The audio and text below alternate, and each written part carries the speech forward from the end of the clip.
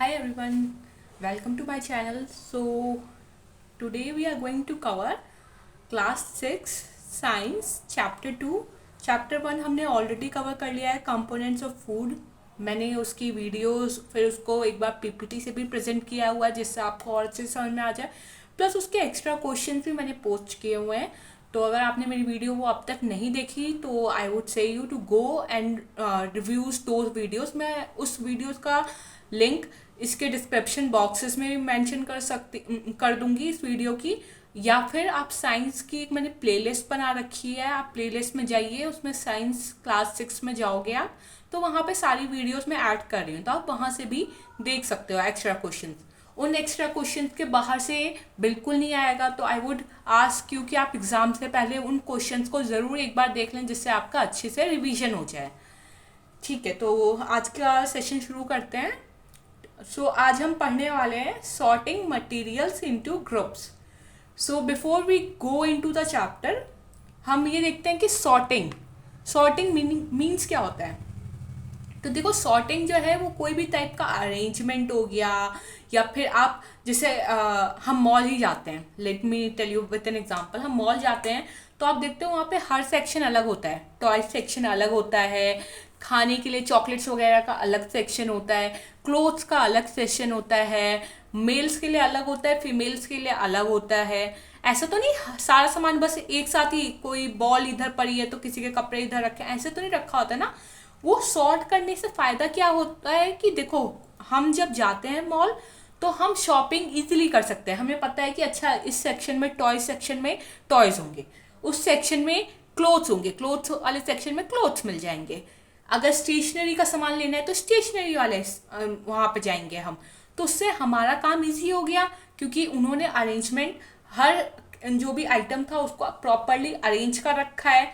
तो इसीलिए सॉर्टिंग बहुत ज़रूरी होती है कि अगर आप अपनी अब आप स्कूल का एग्जांपल मान लो कि अगर आप जा रहे हो तो आपकी असेंबली वगैरह होती होगी. असेंबली में क्या करती हैं टीचर्स, आपको हाइट के अकॉर्डिंग खड़े होने के लिए बोलती हैं.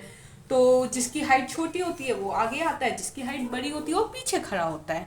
तो वहाँ पे भी क्या हुआ, वहाँ पे भी सॉर्टिंग हुई. किस बेसिस पे सॉर्टिंग हुई? आपकी हाइट के अकॉर्डिंग. यहाँ पे भी इस चैप्टर में हम यही पढ़ने वाले हैं कि बेसिकली हम कैसे अरेंज करें मटेरियल्स को, ग्रुप्स में कैसे अरेंज कर सकते हैं उसको. So let's start with it. Objects around us. We have seen that our foods and vehicles have so much variety in them. Not just food and clothes, there's such a vast variety of objects everywhere.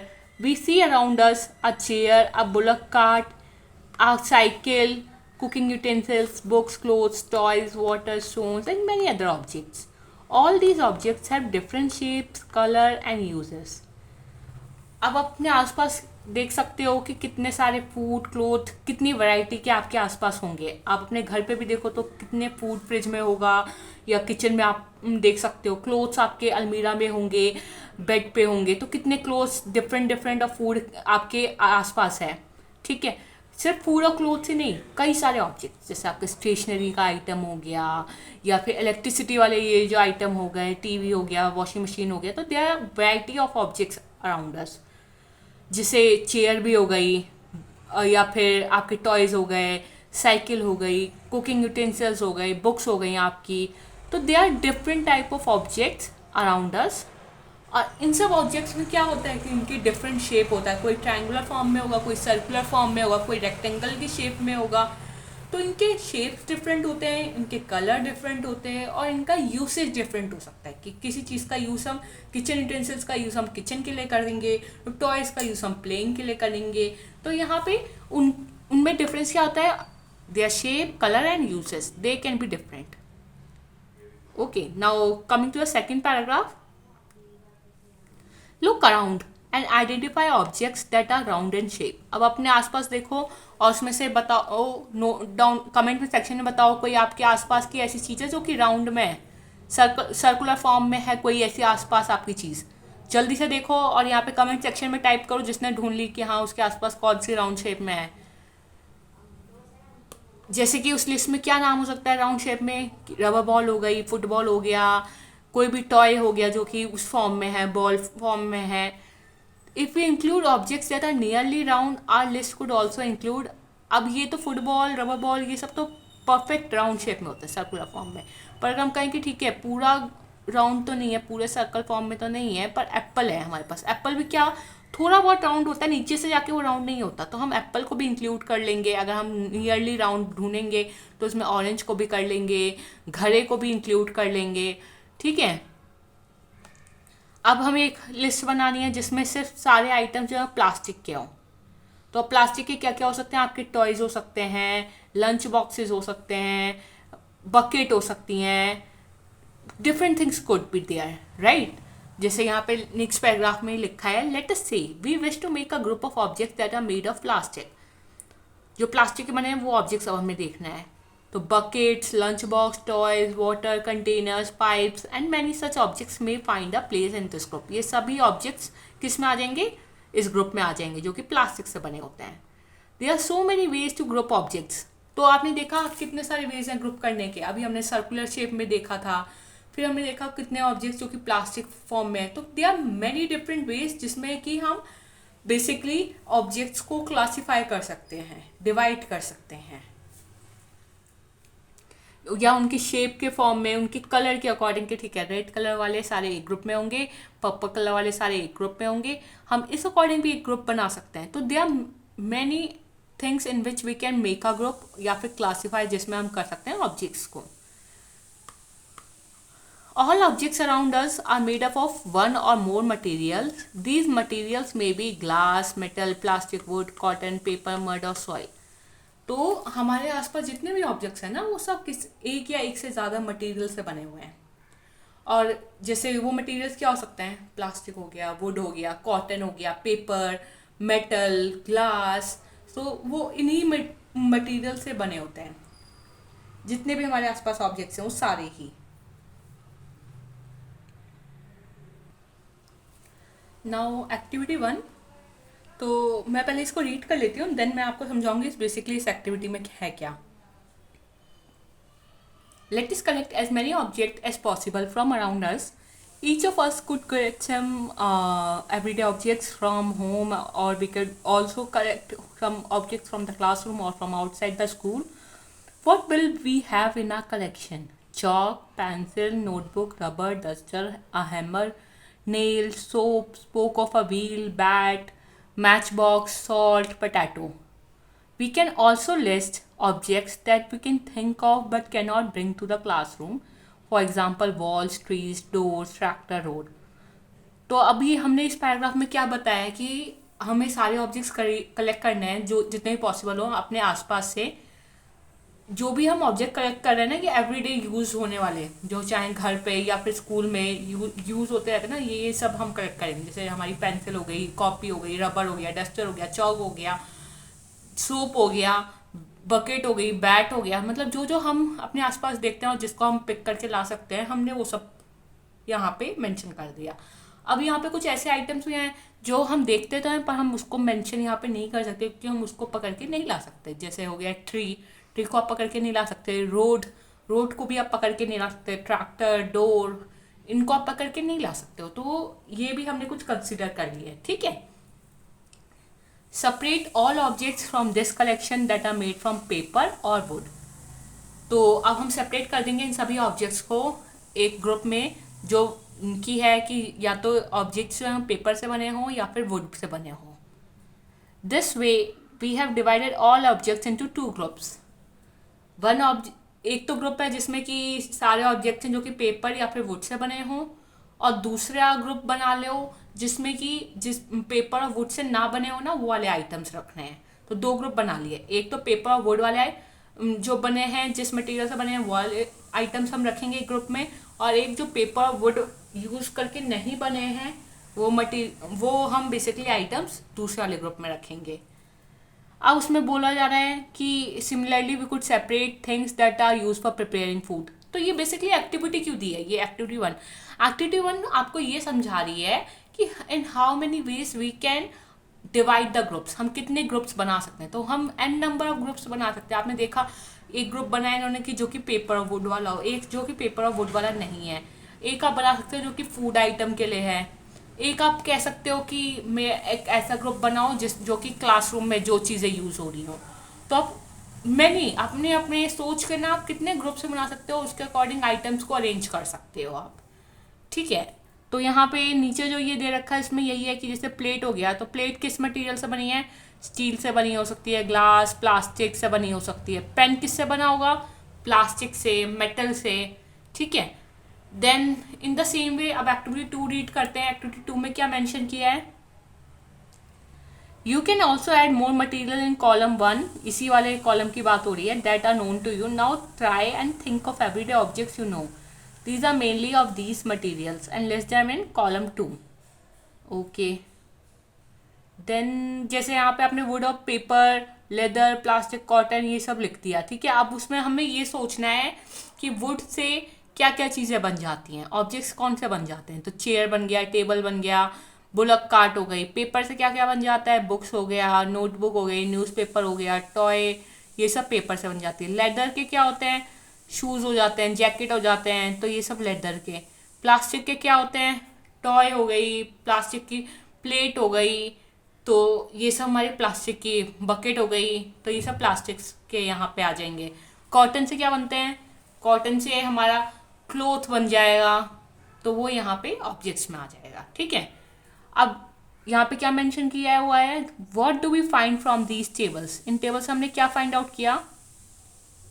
First we group objects in many different ways, जो मैंने आपको पहले ही समझाया था कि हम objects को group कर सकते हैं मैनी डिफरेंट वेज में, बहुत वेज में हम क्लासीफाई कर सकते हैं उसको। We then found that objects around us are made up of different materials, फिर हमने ये देखा कि अपने आसपास जितने ऑब्जेक्ट्स हैं वो डिफरेंट डिफरेंट मटेरियल से बना हुआ है। कभी कभी वो सिंगल मटेरियल से बना हुआ है, कभी कभी वो एक से ज़्यादा मटेरियल से बना हुआ है। तो वही मेंशन किया हुआ है यहाँ पे, at times an object is made up of single material, an object could also be made up of many materials, and then again one material could be use for making many different objects. एक material से हम कई सारे object बना सकते हैं। अब जैसे पेपर से ही कितनी सारी चीज़ें बन रही हैं, ऐसा तो नहीं है पेपर से एक ही चीज़ बन रही है, तो एक मटेरियल से भी काफ़ी ऑब्जेक्ट्स आप बना सकते हो। What decide which material should be used for making any object? अब ये कैसे डिसाइड करते हैं कि किस मटेरियल से हम क्या बनाने वाले हैं, कौन सा ऑब्जेक्ट, ये कैसे डिसाइड होता होगा? वो कैसे डिसाइड होता है? जब हम मटेरियल्स के बारे में पढ़ते हैं। ठीक है। तो it seems that we need to know more about different materials, हमें मटेरियल्स के बारे में और पढ़ना होगा। So now coming to 2.2 properties of materials. तो प्रॉपर्टीज ऑफ मटेरियल से हम देखते हैं कुछ प्रॉपर्टीज होती हैं जो कि हम जब स्टडी करते हैं तो हमें ये पता लगता है कि ठीक है इस मटेरियल से हम क्या बना सकते हैं और क्या नहीं बना सकते हैं। तो हमें प्रॉपर्टी पता होनी चाहिए मटेरियल्स की। Have you ever wondered why a tumbler is not made up with a piece of cloth? Keep in mind that we generally use a tumbler to keep a liquid. Therefore, would it not be silly if we were to make a tumbler out of cloth? What we need for a tumbler is glass, plastic, metal, or any such material that will hold water. Similarly, it would not be wise to use paper-like material for cooking vessels. तो ये tumbler क्या होता है? जैसे ये जो लड़की के हाथ में है, आप इसको एक टम्बलर समझ लो। ठीक है। तो ये एक टम्बलर है। तो आपने कभी ये देखा है कि हम बर्तन ग्लास में ही क्यों यूज़ करते हैं? क्यों नहीं वो ये क्लोथ का बना हुआ होता है? क्यों नहीं होता है? क्योंकि आप क्लोथ में पानी डालोगे तो पानी पूरा नीचे गिरने लगेगा। जैसे ये शीज ये पोर कर रही है वाटर इस क्लोथ में, तो पानी सारा नीचे आ रहा है ना, पानी होल्ड करके तो नहीं रखा क्लोथ ने। तो ये बेसिकली क्यों क्लोथ की प्रॉपर्टी होती है कि वो पानी को होल्ड नहीं कर पाएगा। ठीक है। टम्बलर होल्ड कर लेगा, तो इसलिए टम्बलर हम कैसी चीज़ों से बनाते हैं? ग्लास हो गया, प्लास्टिक हो गया, मेटल हो गया, या कोई भी ऐसी चीज़ से बनाएंगे जो कि वाटर को होल्ड कर सकता है। But cloth would not be able to hold water, तो इसीलिए हम कभी भी जो टम्बलर वगैरह बनाना होता है इसके लिए हम क्लोथ का यूज़ नहीं करते हैं। उसी तरीके से जब हमें कोई वेसल खाना बना रहे हैं आपके घर में मम्मी, तो वो कोई पेपर लाइक मटेरियल से तो नहीं बनाएंगे। पेपर पे तो आग जलाते हुए पेपर जलने लग जाता है, तो उसमें खाना कैसे बन सकता है? खाना ही जल जाएगा पूरा। तो इसीलिए मतलब आपने ये देखा कि डिफरेंट डिफरेंट मटेरियल्स हैं और ऐसा नहीं है कि आप एक मटेरियल को, मैं चाहूँ तो क्लोथ से ही मैं टम्बलर बना दूंगी, मैं क्लोथ से ही, नहीं, हम उनकी प्रॉपर्टीज के अकॉर्डिंग उनसे कुछ ऑब्जेक्ट्स बनाते हैं. We see then that we choose a material to make an object depending on its property. हम मटेरियल को चूज करते हैं ऑब्जेक्ट बनाने के लिए किस बेसिस पर, उनकी प्रॉपर्टी देखकर. And the purpose for which the object is to be use, उनकी प्रॉपर्टीज देखते हैं और ये भी देखते हैं कि जो हम ऑब्जेक्ट बनाने जा रहे हैं उसका क्या पर्पस है, वो किस लिए बना रहे हैं. जैसे हम ग्लास बनाने जा रहे हैं तो उसका पर्पस क्या है कि वो पानी को होल्ड कर सके. तो हम इसको ऐसी चीज से बनाएंगे मटेरियल से जिसकी की प्रॉपर्टी हो कि वो पानी को होल्ड कर पाए. सो what are all the properties of material that would be important for their usage? Some properties are discussed here. Now हम ये देखेंगे क्या क्या प्रॉपर्टीज होती है मटेरियल्स की. तो अब हम मटेरियल्स की प्रॉपर्टीज के बारे में स्टडी करेंगे. फर्स्ट प्रॉपर्टी है appearance. Materials usually look different from each other. Wood look very different from iron. Iron appear different from copper or aluminium. At the same time, there may be some similarities between iron, copper and aluminium that are not there in wood. तो देखो appearance में तो ये हो गया कि सारे materials जो हैं एक दूसरे से डिफरेंट होता है. वुड जो है वो किससे डिफरेंट है, आयरन से. आयरन डिफरेंट होगा कॉपर से, कॉपर डिफरेंट होगा एल्यूमिनियम से. तो ये मटेरियल सारे सेम नहीं होते. इनकी एक दो प्रॉपर्टी कभी मिल सकती है पर अपीयरेंस देखने में वो सेम नहीं दिखेंगे. अपीयरेंस उनका डिफरेंट होता है. Coming to activity 3, collect some pieces of different material, paper, cardboard, wood, copper wire, aluminium sheet, chalk. Do any of these appear shiny? Separate the shiny material into a group. तो हमने कुछ material collect किए हैं, अब उसमें से हम check करना है हमें कि कुछ शाइनी दिख रहा है. अगर कुछ शाइनी दिख रहा है, जो भी मटेरियल, जो भी ऑब्जेक्ट शाइनी दिख रहे होंगे ना, उनको एक ग्रुप में डिवाइड कर देंगे. Now observe as a teacher cuts each material into 2 pieces and look at the freshly cut surface. तो देखो जैसे पहले ये वुड था, ठीक है, ये शाइनी नहीं था, पर हमने फिर इसको बीच में से कट किया. तो अब ये जो पोर्शन है, ये वाला पोर्शन जो है, इसको हम देखेंगे कि क्या यहाँ पे शाइनी पोर्शन है, यहाँ से शाइन आ रही है कुछ. Does the freshly cut surface of some of these material appear shiny? Include this material also in the group of shiny material. अगर उसमें शाइन आ रही है कट करने के बाद तो उसको भी हम किस ग्रुप में डिवाइड कर देंगे, जो हमने ये पहला ग्रुप बनाया था ना, इसी ग्रुप में शाइनी ऑब्जेक्ट्स वाले में हम उसको भी प्लेस कर देंगे. Do you notice such a shine or luster in the other materials? Cut them anyway as you can. Repeat this in the class with many materials and make a list of those with and without luster. Instead of cutting, you can rub the surface of material with sandpaper to see if it has luster. Luster means क्या होता है, चमक, shiny. ये जो luster लिखा है ना, LUSTRE, that means shine. ये basically indicate करता है, इसका meaning होता है shiny. So basically वही आपको इसमें बस ऑब्जेक्ट्स इतने क्लासिफाइड कर रखे हैं, आपको ये देखना है कि उसमें किसमें शाइन आ रही है. जिसमें शाइन आ रही है उसको आप एक तरफ रख लो, जिसमें शाइन नहीं आती उसको आप दूसरी साइड रख लो. फिर उसके बाद आप एक बार ये भी चेक करो कि जो जैसे यहाँ पे वुड है उसको बीच में से कट करके फिर चेक किया है, अगर उसमें तब कट करने के बाद शाइन आ गई है तो भी हम इसको शाइन ऑब्जेक्ट्स में प्लेस कर देंगे. और अगर किसी को कितना भी कट करो पर उसमें तब भी शाइन नहीं आ रही है तो उसको हम ये शाइन नहीं करेंगे. एट एनी केस हम उसको दूसरे ऑब्जेक्ट, दूसरा एक ग्रुप में रख देंगे.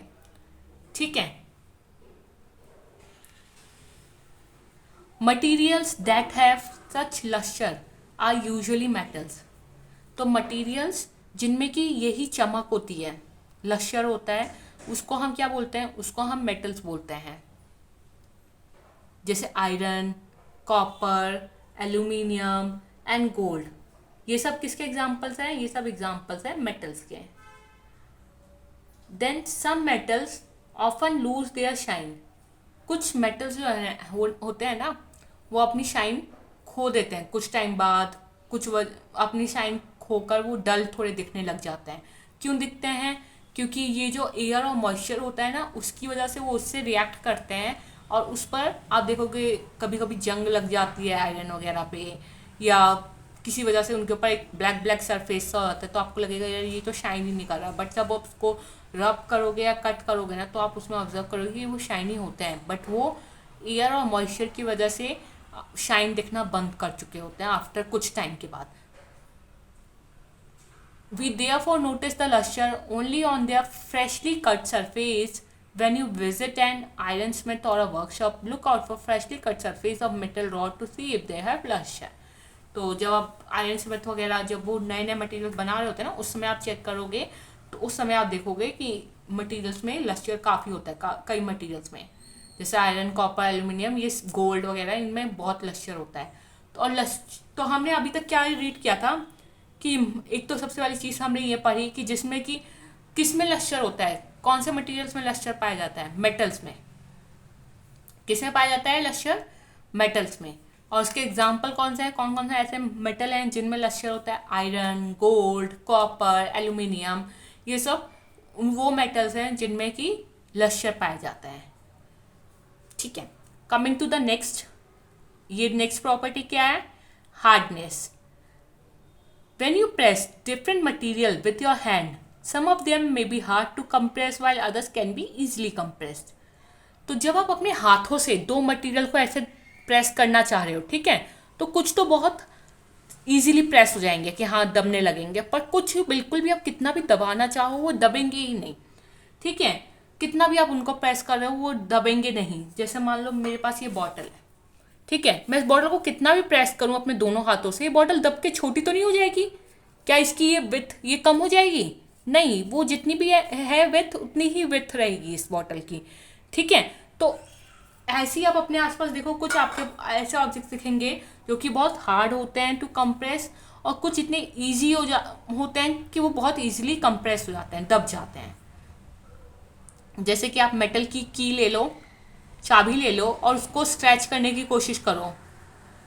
Till the surface of a piece of a wood, aluminium, a piece of stone, a nail, candle chalk, any other material, you can easily scratch some materials.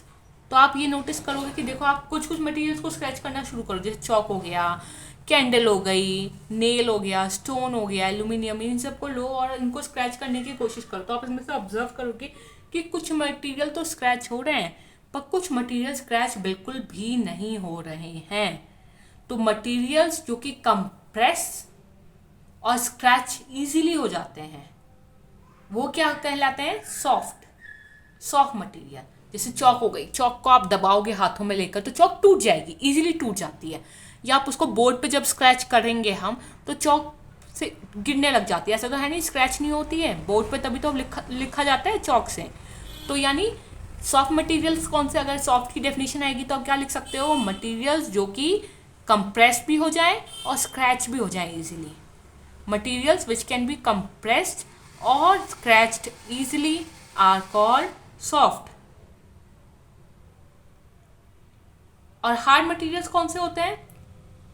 कुछ material जो कि बिल्कुल भी कंप्रेस नहीं हो पा रहे या स्क्रैच नहीं हो पा रहे, उनको हम कहते हैं हार्ड मटेरियल्स.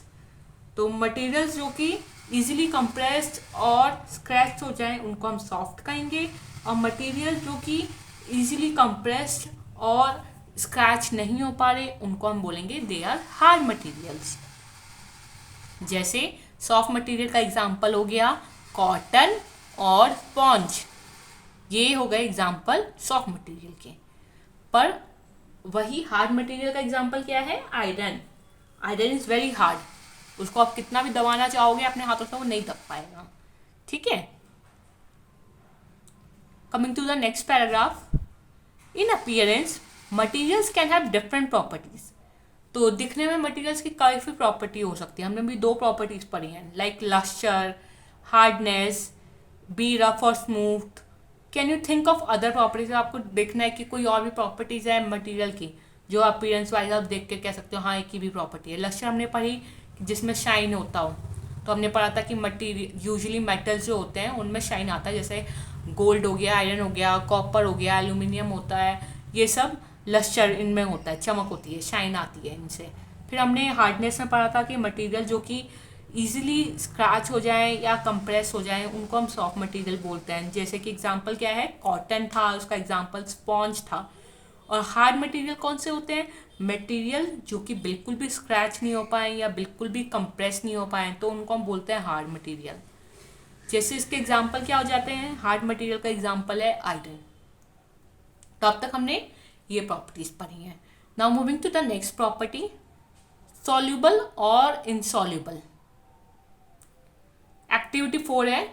तो इसमें हमें क्या करना है ना कि collect sample of some solid substances जैसे sugar, salt, chalk powder, sand, sawdust. Take 5 glasses or beaker, fill each of them about 2/3 with water. Add a small amount of sugar to the first glass, second to the salt, and similarly. Add small amount of other substances into the other glasses. Check the content with the spoon. Wait for a few minutes. Observe what would happen when the substances are added to water. Note down your observations. So basically इसमें क्या बोला हुआ है कि हम कुछ solid substances लेंगे जैसे sugar, salt, chalk powder, sand और सॉडस्ट। इनको हमने 5 ग्लास और बीकर्स लिए हैं, ये बीकर्स हैं ये। तो ये बीकर्स में हमने लिया है। अब हमने एक बीकर में डाला सॉल्ट और उसमें पानी डाल देंगे, ठीक है। फिर शुगर डाला दूसरे वाले में, उसमें पानी डाल देंगे। फिर तीसरे वाले में हमने डाला चॉक पाउडर, उसमें पानी डाल देंगे। फिर चौथे वाले में हमने सॉडस्ट डाला, फिर एक में हमने सैंड। तो ये जो पांचों चीज़ें हैं ना वो हमने पांचों बीकर्स में डाल दिया और उसमें थोड़ा सा पानी भी ऐड कर दिया है। अब उसके बाद हम उसको पानी डाल के हम उसको चम्मच से, स्पून से लेके मिला देंगे कंटेंट को, ठीक है। उसके बाद हम कुछ देर वेट करेंगे। फिर हमें ये देखना है कि क्या वो उसमें से जो मटेरियल है वो डिसअपियर हो गया है, गायब हो गया है, शुगर सॉल्ट गायब हो गया है या अभी भी है। तो आप नोटिस करोगे जिसमें सॉल्ट था वो पूरा गायब हो जाएगा, शुगर भी कंप्लीटली गायब हो जाएगा। पर जो सैंड है, मिट्टी कभी पानी में घुलती नहीं है, मिट्टी हमेशा नीचे बैठ जाएगी। थोड़े टाइम बाद आप देखोगे ना, चेक करोगे तो मिट्टी नीचे बैठी हुई मिलेगी आपको। ये इनसॉल्युबल होती है पानी में। ये क्या होती है? इनसॉल्युबल होती है वाटर में। ओके, तो उसी तरह आपको इनके ऑब्जर्वेशन नोट डाउन यहाँ पे करने हैं। You will notice that some substances have completely disappeared or dissolved. आप नोटिस करोगे कुछ substances तो completely इसमें dissolved हो जाएंगे, घुल जाएंगे। We say these substances are soluble in water. जो पूरे properly इसमें dissolve हो जाएंगे, हम उनको कहते हैं कि ये completely soluble होते हैं in water. Other substances that do not mix with water and do not disappear even if we stir for a long time, these substances are called insoluble in water. तो देखो ये तो बहुत ही understandable है। पानी में लिया आपने, कोई चीज़ घोलने की कोशिश की, वो घुल गई तो आप कहोगे कि सॉल्युबल है, पानी में मिल गया। और अगर कोई चीज़ आपने ली, उसमें पानी में घोला, उसको चम्मच से लेके स्टिर भी कर रहे हो देर तक, तब भी वो घुल नहीं रहा है, तो आप क्या बोलोगे? ये इनसॉल्युबल है वाटर में। तो वही ये डेफिनेशंस आ भी जाती हैं। सॉल्युबल, इनसॉल्युबल बहुत इंपॉर्टेंट है, इनको ज़रूर पढ़ लेना अच्छे से।